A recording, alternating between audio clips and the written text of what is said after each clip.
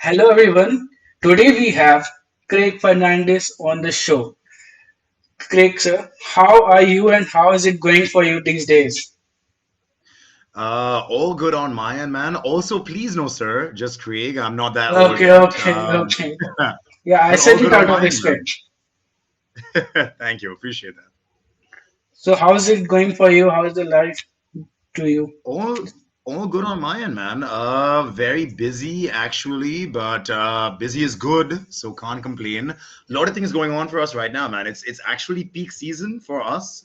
Hmm. By nature of what we do with Secure My Scholarship, students are applying, securing scholarships, confirming their seats for the fall intake, which starts in September. Huh. So June, July, August is usually very, very busy for Very, very us. busy. Yeah, yeah, yeah. I study in the college right now, and I agree that so many students are coming up.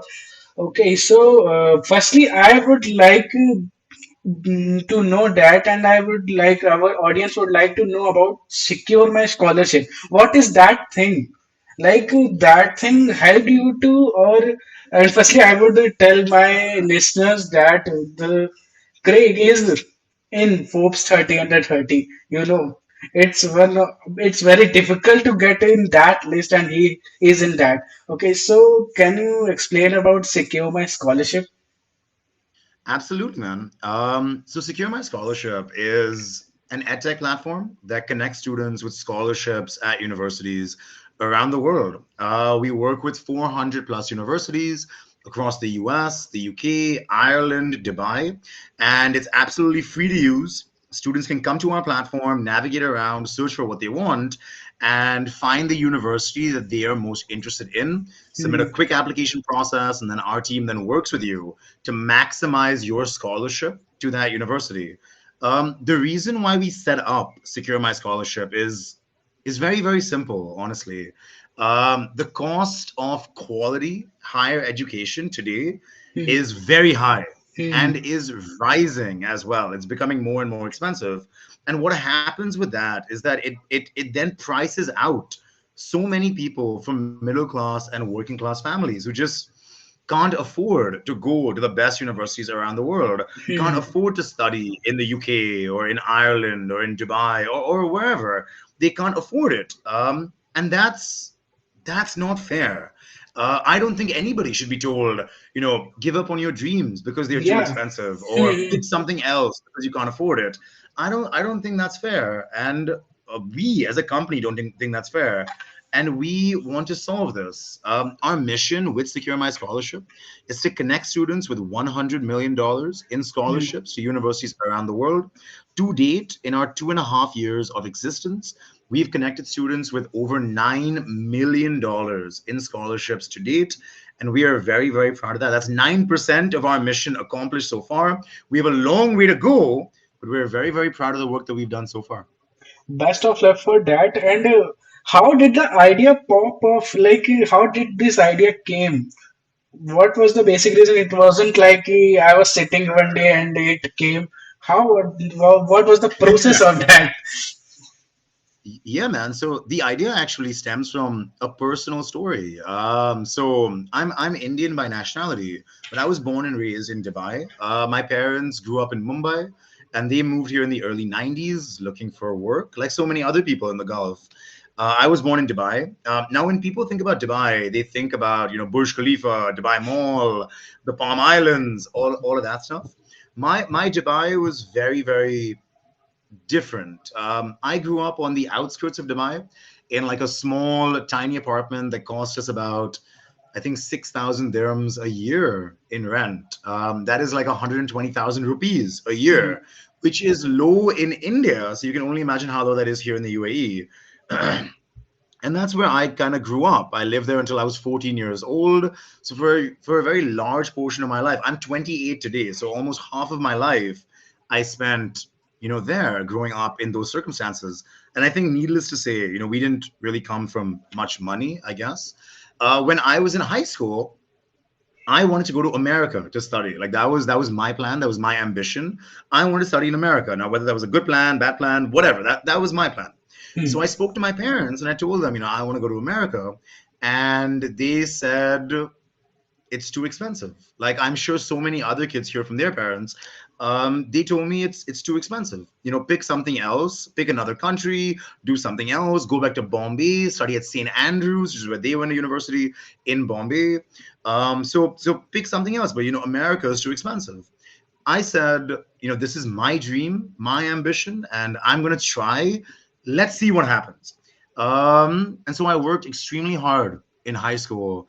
I graduated top of my class, straight A student, valedictorian, best academic student in my graduating class. I was on the cricket team, football team, swimming team. I launched my first company when I was 14 years old. I put together a rock solid college application and applied to a number of universities all over the US. And I think I applied to like 11 universities, 11 or 12 universities Wow. across the US. Hmm. And most of them accepted me as well, but it was still too expensive. When finally one university, that's the University of Iowa in the Midwest, about 4 hours away from Chicago, they actually got back to me and they said, "Hey man, you know, you seem like an incredible student. We'd love to have you, and we'll give you a scholarship to come and attend." And that made all the difference for me. It wasn't 100% scholarship; it was like 55%, but it was enough so that with that scholarship plus maybe some savings, a little bit of like a loan or whatever, yada yada, we were able to cobble up the funds for me to then go and study in the US. And for me, in my life, that made all the difference. Now, I got that opportunity. I got lucky.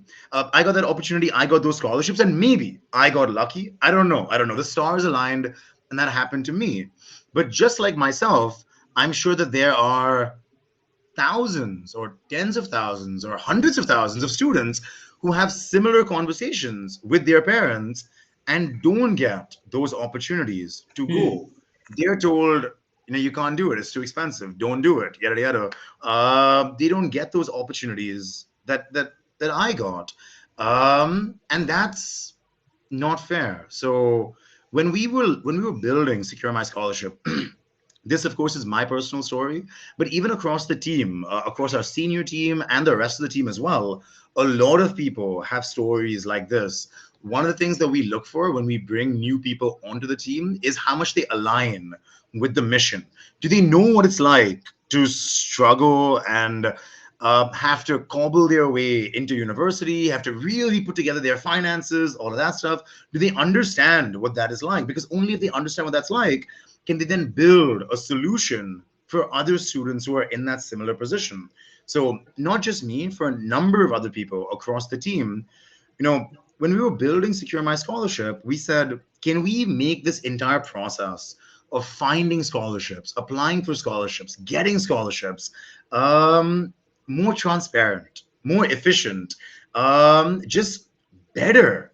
We don't promise anybody that we will get them a 50% or 60% or 80% or 100% scholarship. We can't do 100% scholarship. We can't make education free. Hmm. What we do promise students is that we will do our best to maximize the scholarship a student may receive.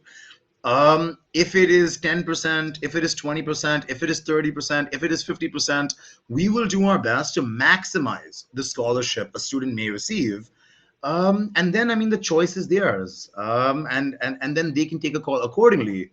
But they know that we are batting on their behalf and we are doing what we can to make it as affordable and as achievable for them to go out there and, achieve their dreams. Hmm. Okay. It's a good idea, and especially I think that in India, people need startups like that. I have one question. I don't know about this. Is Secure My Scholarship has expanded into India? Absolutely. So we have at present time, so when we launched, we had 5 people on the team. Today we have 26 people based in 19 different cities. Our official headquarters is Dubai, but actually we have co-headquarters, Dubai and Mumbai. So I spend half my time in Dubai and half my time in Mumbai. And in India, we have people based in Mumbai, Pune, Surat, Amritsar, Delhi, Hyderabad, and Bangalore. So all over India, Hmm. who are speaking with students, helping them, handling student cases, coordinating with universities, etc., etc., etc. Okay, you might have observed that Indian students need this especially, right? What do you think about that? Absolutely, man. 100%. Indian students, I mean, so what is the mission that we're on, right? The mission that we're on is to make education more accessible and affordable for all. And we Hmm. want to do that by connecting students with $100 million in scholarships. Not being able to afford education is something that students face in the UAE, in Nigeria, in Egypt, in South Africa, in Bangladesh, in Sri Lanka, in India.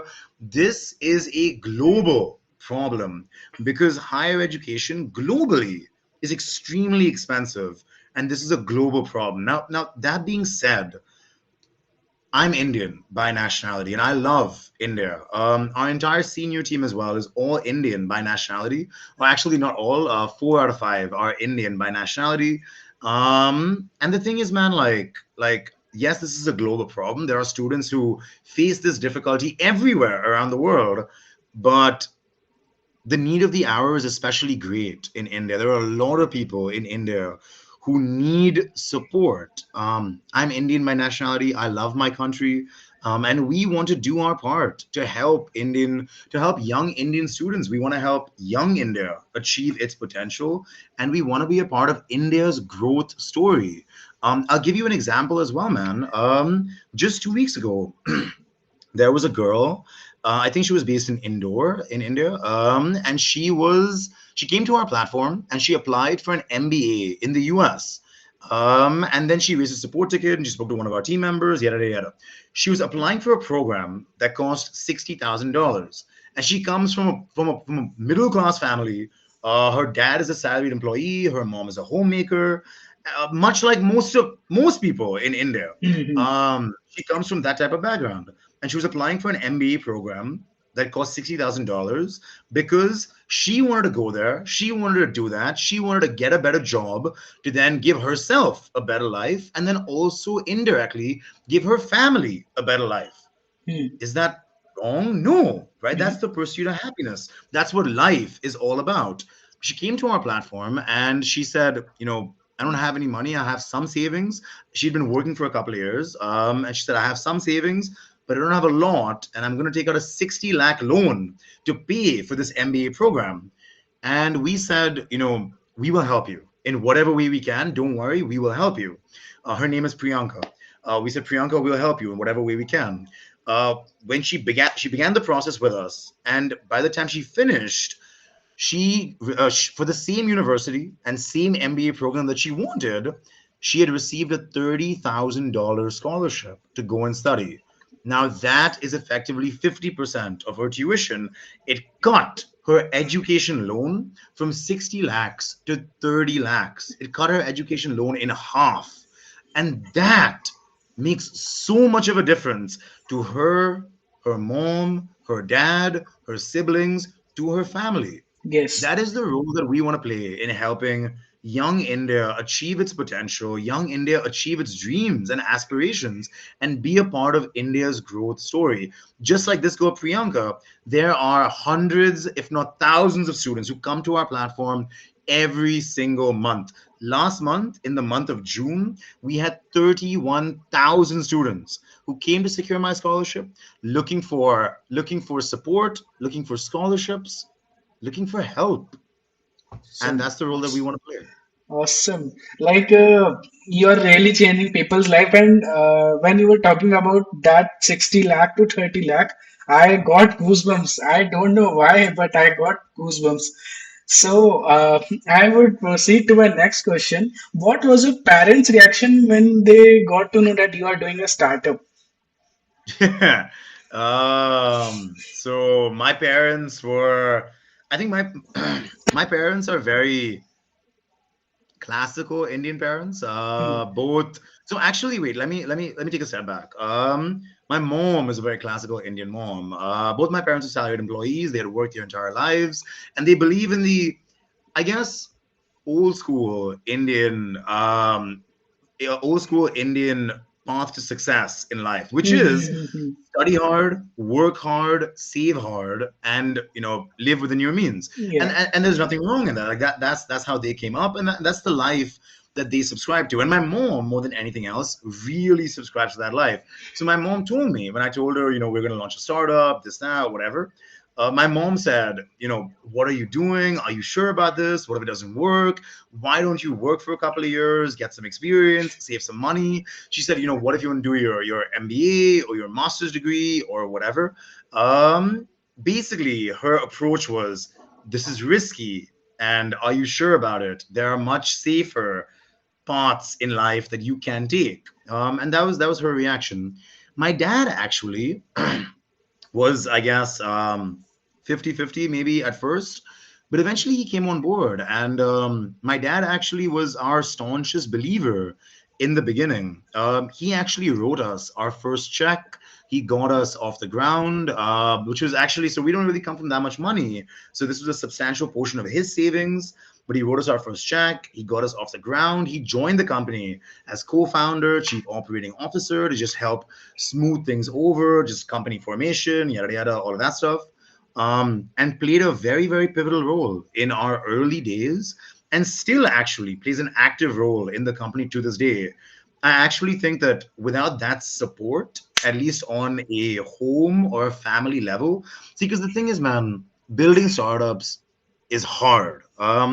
Building startups requires a lot of faith and belief in yourself. And sometimes when your faith and belief in yourself is a little low, then you turn to the people who are closest to you. And that Yeah. support system is very, very, very Very much. important.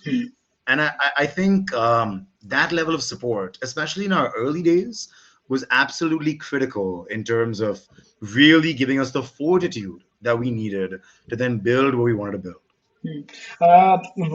Who are the people who are your support system right now, like these days? Can you name them? I think if I had to name them, number one is my fiance. Hmm. She is my biggest support system, my biggest believer, and the person who will always tell me when I'm wrong, just whether I like it or not. And I love that about her. She's my biggest, shoulder to cry on, or my rock when I need support.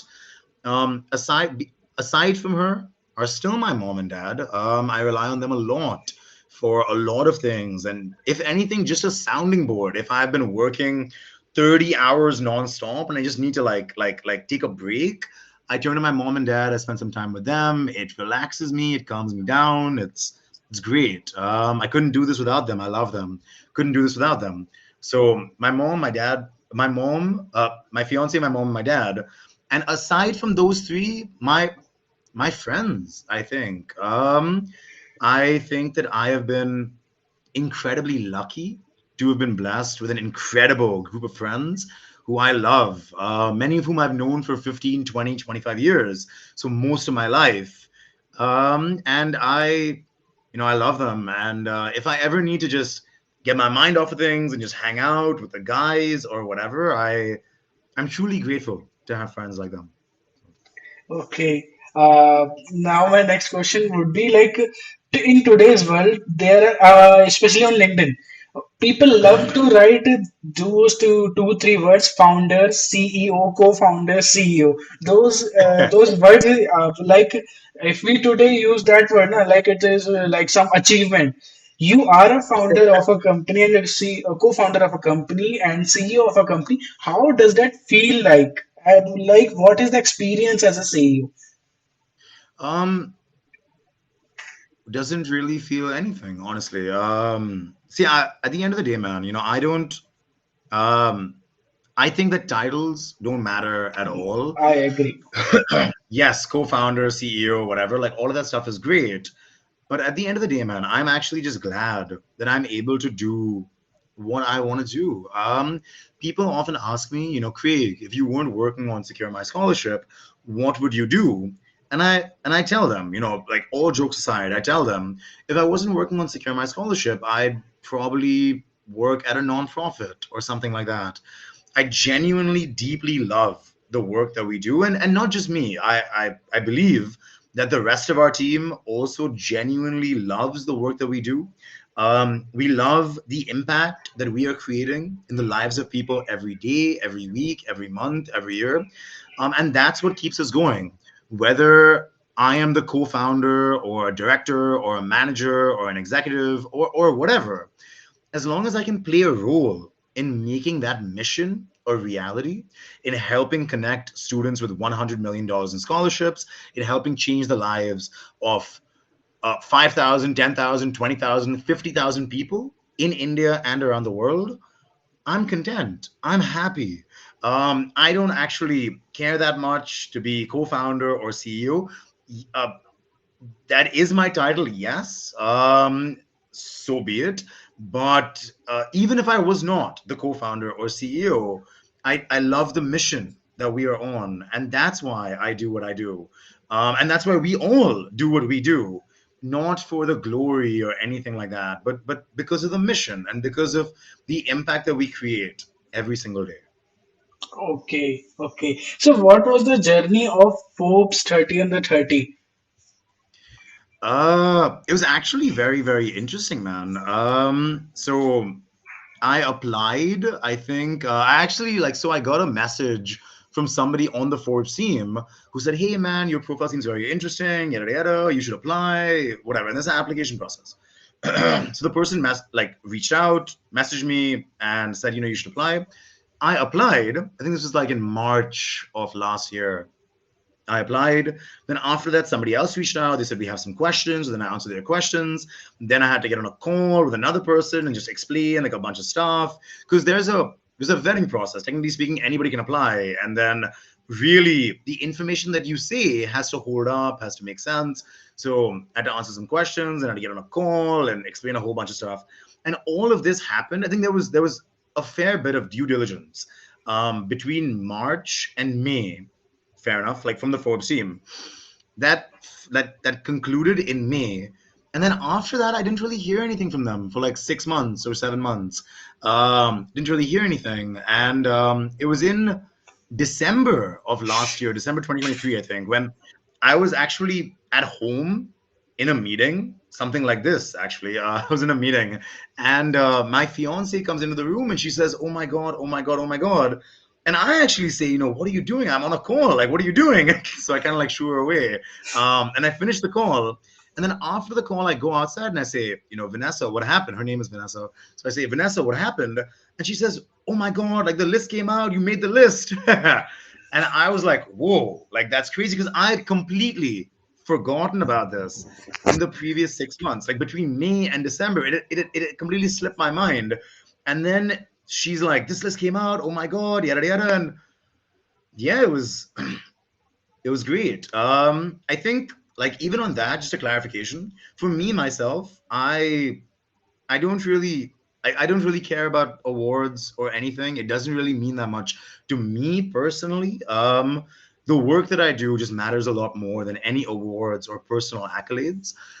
So to me, it's all right. It's okay. Like I'm grateful that I was included in the list. Like that's all right. But for the team and for what we are doing, it was amazing. For Secure My Scholarship and our team, it is validation and it is recognition by the guys at Forbes for the work that we're doing and the mission that we're on. I wasn't selected because of Craig Fernandes, who I am, or whatever. I was included in that list because of the work that we are doing at Secure My Scholarship, and I think that inclusion just was great credibility and recognition for us as a team and as a company. And that's why I was very, very happy with that. Was that moment emotional? Like in India, I follow Ranveer Alabadia, their biceps, Yeah, yeah. Uh, I watched his one reel and one post. Like he was also in the list of Forbes 30 and the 30. Okay, he got selected. He called his mom and cried a lot. Was this the same feeling for you? Was there any same feeling for you? um, no, not really. Just if I had to be honest, no, not really. I think the people around me were more excited than myself. Vanessa was my fiance was very, very excited. My mom was very, very excited. My dad was pretty excited, all of that stuff. But yeah, I think the people around me were very excited. For me, it was okay, I think. Yeah, Uh, I uh, guess you have one goal set up, and I like, in my opinion, you are chasing that goal. Once that goal is achieved, then that true happiness and true Craig, the emotional Craig, will come out. Is it something like that? Absolutely, absolutely. I mean, you know, if we can achieve, our objective, connect students with $100 million in scholarships, then I will be extremely happy. If we can build the next billion-dollar edtech startup, then I will be extremely happy. And these are team goals; these are not personal goals. Much like I think last year Virat Kohli said, I don't like Virat Kohli has won a lot of personal accolades in his life. But Virat Kohli said, I don't really care about these personal accolades. I want to win the World Cup. And this year India won the World Cup, and that was, I think, if you ask Virat Kohli or if you ask Sachin Tendulkar as well, Sachin played for what? Twenty-four Maybe years. he played for 24 years. Sachin will say more than any personal achievements in his life, winning the World Cup in 2011 was the best moment of his career. And for those guys are my heroes. For me as well, any personal accolades are great. I mean, that's fine. But at the end of the day, what we achieve as a team matters so much more than that. And that's when I will really celebrate and be ecstatic and Yeah, call my yeah. mom and cry To be and all of honest, that stuff. when you said that, na, like I was not emotional.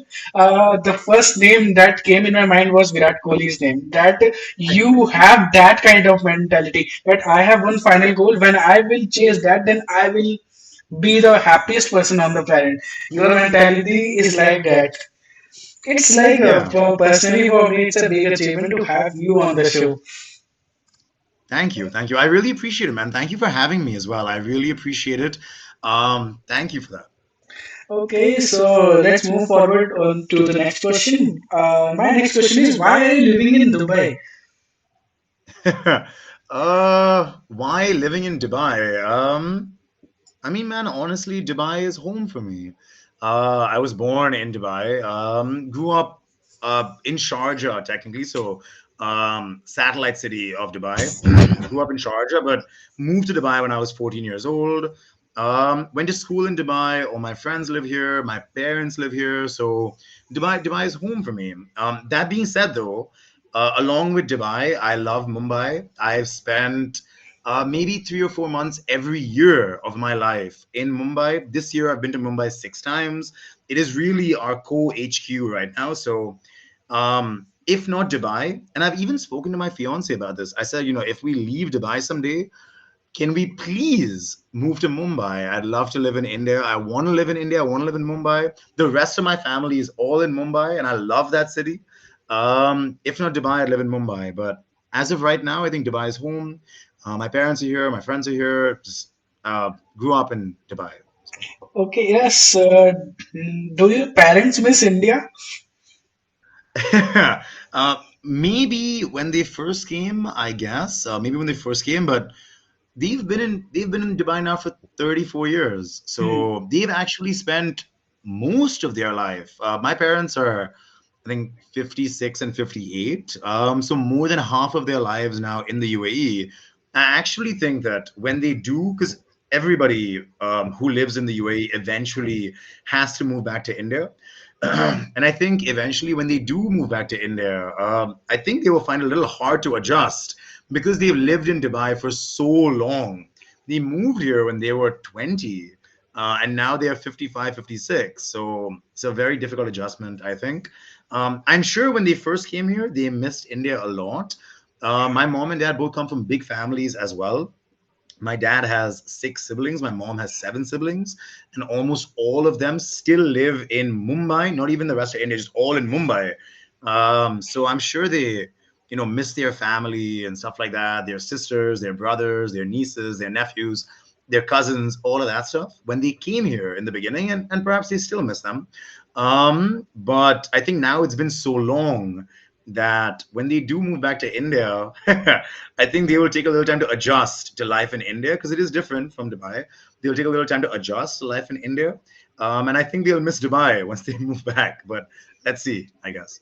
Okay. I would like to ask the next question. Next question would be there is a saying that if you want to become a hustler, you should move to a different place or you should move to Dubai, especially. They take that name. So Really? is it Really?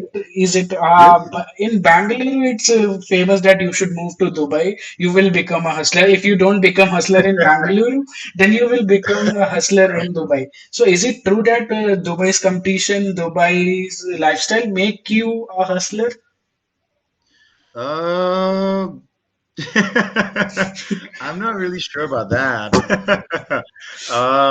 I guess I'm not sure actually. I've never heard this phrase Yeah, before. yeah, it's actually Um, a funny question, but I got to know from the people abroad itself.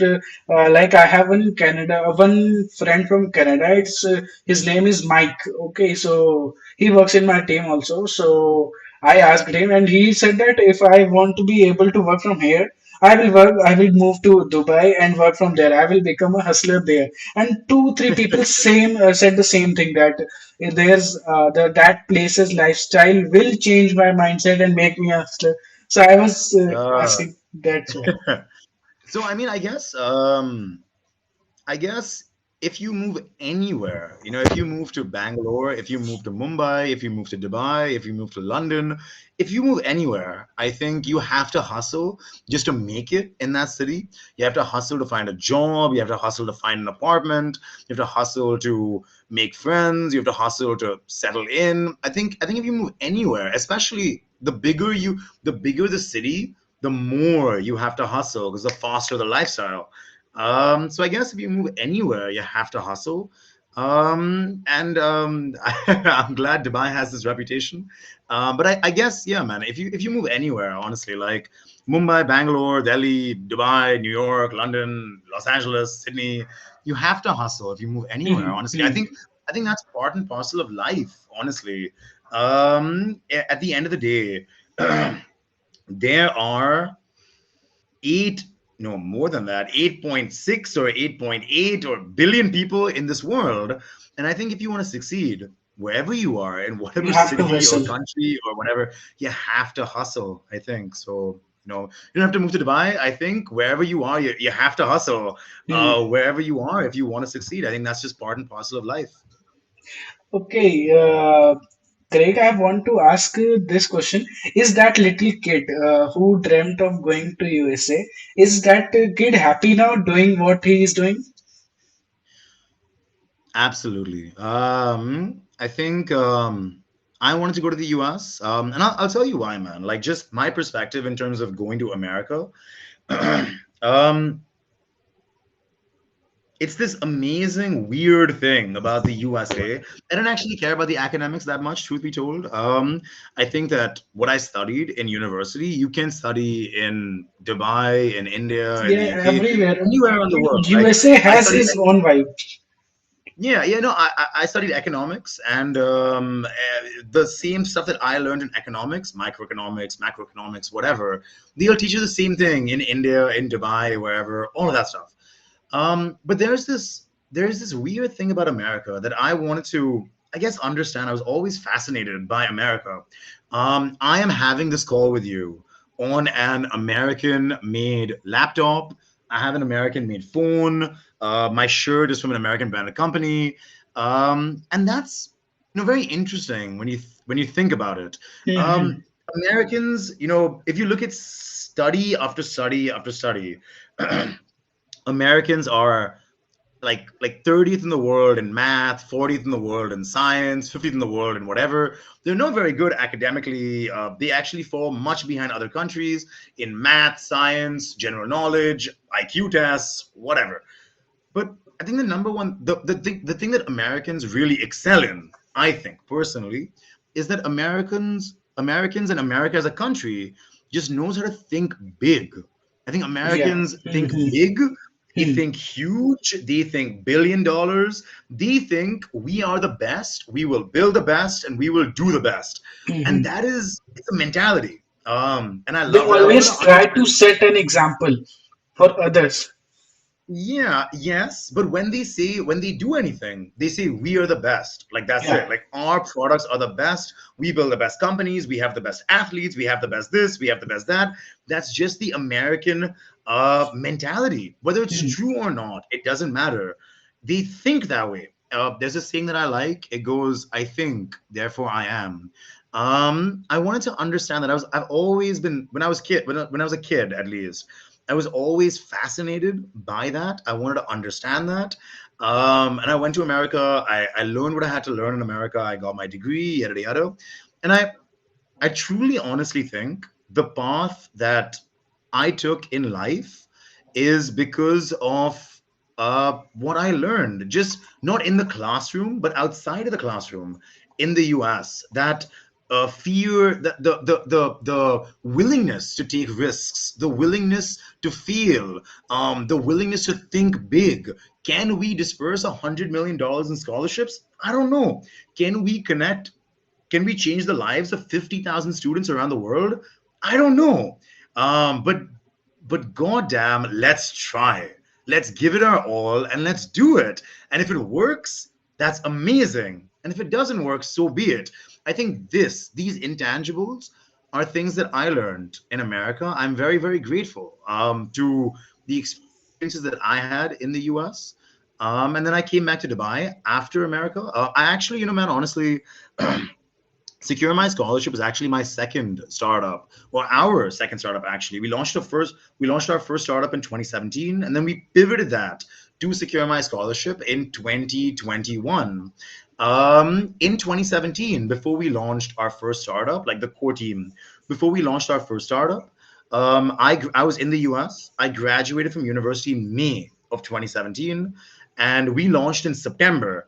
When I was graduating in May, I had a couple of job interviews, I had job offers, which I turned down to come back to Dubai and launch our first startup. My mother was not very happy about that. She said, "Why don't you stay in America, take the job? Maybe you can get a green card, a passport, whatever." But that's just not the life that I wanted. I wanted to make a difference. I wanted to do something that can. I wanted to be able to build something that can become big, that can also affect the lives of people around me for the better, and that's what I wanted to do. So in mid 2017, I turned down a bunch of job offers, canceled a bunch of interviews, graduated, came back from the US, and 2 months later, we launched our first startup, which we then pivoted to secure my scholarship in 2021. I'm gonna finish this answer with a quote. In 1860, the poet Robert Frost wrote, The road two not taken. paths Yeah. the road not taken, two paths diverged in the woods, and I took the path less taken by, and that is what made all the difference. And I credit my experiences in America for giving me that Yeah, great. America gave you exposure, gave you everything like mindset and all. Yeah. mindset. Yeah. Yeah. This is my last question, and this is the important question. I think this is the important question. What is an importance of having a good life partner? That is a tricky question. You trying to get me in trouble, Shreyansh? No, no, This is a no, tricky no, question. no, no, no, no. But The I ask this question because people in today's world see partners as a distractions and all. In India, sometimes the scenes are not so good. So I wanted because you told that you has that your partner, your fiance has importance in your life. Very much. She is very much important to you. So what is the reason behind it? Can you explain on that? so I mean, I met Vanessa a long time back, like 2.5 years ago, and we've been seeing each other since. And then we got engaged early this year. Vanessa is my soulmate and my fiance. But she's also, more importantly, my best friend. She's my best friend in that she's the person that I can talk to about anything, share anything, discuss anything with, tell her how I'm feeling, and I know that she'll always be there for me. Just like how she knows that I will always be there for her. Um, I think that that is very important. I don't know about other people. Me personally, I think that that is very, very important. To have someone that you can rely on and trust no matter what. And, I think that life is hard. I think life is hard in general, and I think building startups which have a Hmm. 90% mortality rate is very, very hard. If you were building, I think I saw an interview from, I can't remember who it was. I think it was Peter Thiel, the Silicon Valley whatever investor and former founder of PayPal, whatever. I saw an interview from Peter Thiel, and in it, Peter Thiel said, anyone who launches a startup has to be crazy because you're doing something that has a 90% chance of failure, and you know that before you start. So you have to be absolutely crazy when you launch a startup. Um, uh, Life is hard, I think, for everybody, and I think uh, anybody will relate to this fact. Life is difficult. There are lots of ups and downs. Building a startup is just like that, just magnified 3x or 4x. Well, there's a lot of ups and downs, a lot of challenges. Some days are very good, some days are very bad. It's this roller coaster of emotions. And in terms of my professional career, at least, I'm very, very grateful that, at the end of the day, after everything is said and done, and whatever, like we've wrapped up the day or whatever, I can speak about it. I can speak about it with somebody who I know will just listen, and just allow me to be myself, I guess. And I think professionally, that's very, very important. Um, I I love Vanessa, and I'm I'm very, very glad that I'm spending the rest of my life with her, and I hope other people are able to find someone that they love and want to spend the rest of their life with. Okay, so this was the last question. I want to compliment you like on two things. You have a very nice smile, and you are a very humorous person. Like not professionally, but I am complimenting that. I visited your LinkedIn profile and like did a lot of research about you, and because it was a dream podcast for me, so I did a lot of research. I found your smile was so good. Like it was really cute smile, and you are very humorous. Founders and CEO, after getting this much success, get egoistic sometimes. But you are humorous, and you really like to connect with people, and that's a good thing. Um, thank you. I appreciate that. Thank you. I I'm just Craig, honestly. Co-founder, CEO, Forbes 30, all that stuff. Aside, I'm I'm just Craig. I'm doing my best, and at the end of the day, man, I just want to make the world a better place, and that's what we're doing. And that's what you are doing very, very well. Very, very well. I would appreciate, my team was appreciating that, and everyone who will watch this podcast will appreciate that. Thank you. I appreciate that. Thank you. Thanks, Craig, for coming on the podcast. I thank you so much for coming on this podcast. It was a dreamy podcast for me to have a guest like you, a founder, co-founder like you, and a personality, offline personality, like personal personality, not a personal person from a professional point of view. You are so sweet, and everything I said about you. Thanks again for coming on this Thanks, podcast. Shreyash. You're making me blush, man. Thank you. Like you're making me blush. Come on.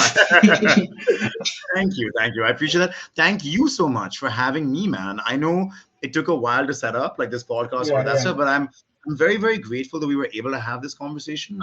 Thank you so much for giving me a platform to speak about, what we're doing with Secure My Scholarship, the mission that we're on.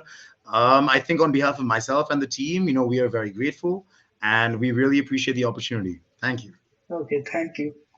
In the land of colors, where dreams ignite, a nation rising with stars shining bright.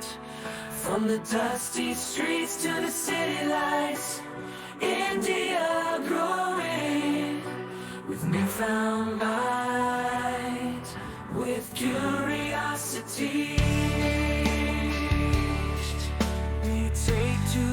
sky, exploring